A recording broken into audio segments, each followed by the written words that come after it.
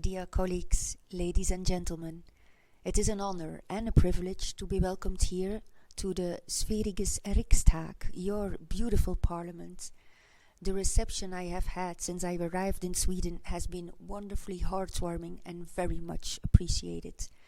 It is an even greater honor to speak on this occasion when we can finally return this commemorative plate to you. It is difficult to capture true heroism on a simple plate. Yet what happened during a few dramatic weeks in the springs of 1945 deserves a permanent place in our memory. Words alone are not enough. Thousands of political prisoners were saved from the unimaginable horror of German concentration camps and brought to safety in the Swedish Red Cross white buses. Among them were 800 Belgian citizens. In those camps, the product of a stupefying ideological madness, these prisoners endured heartbreaking violence, hardship and humiliation.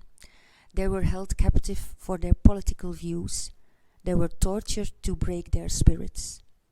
One of these prisoners came from my institution. He was a Belgian senator named Arthur van der Poorten. He spent 2 years as a political prisoner in the Sachsenhausen concentration camp.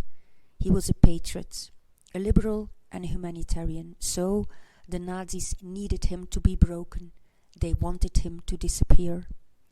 Just like so many others, he was tortured and brought to the brink of starvation. He was physically tormented and mentally abused, and yet, even though he suffered the most dehumanization, atrocities imaginable, even though he was physically but a mere shadow of his former self, his mind could not be broken. His willpower stood strong.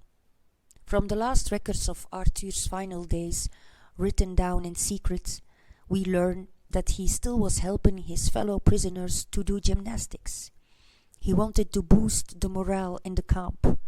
He himself was already fatally ill and would die a few days later, but he refused to give up until the last second. His emotional final words were, "Everything I did for my fatherland. Please hug my wife and children." His story is as humbling as it is inspiring. These stories live on, thanks to the brave women and men who took the initiative in Operation Witte or White Buses, a humanitarian initiative led by Count Volk Bernadotte of Wiesborg. Our eternal gratitude goes out to them and to the hundreds of Swedish volunteers, drivers, doctors and nurses who guided the caged to freedom. They attended to their wounds and made them feel human again. For this we remember them. For this we tell their stories. For this we continue their work. I thank you very much.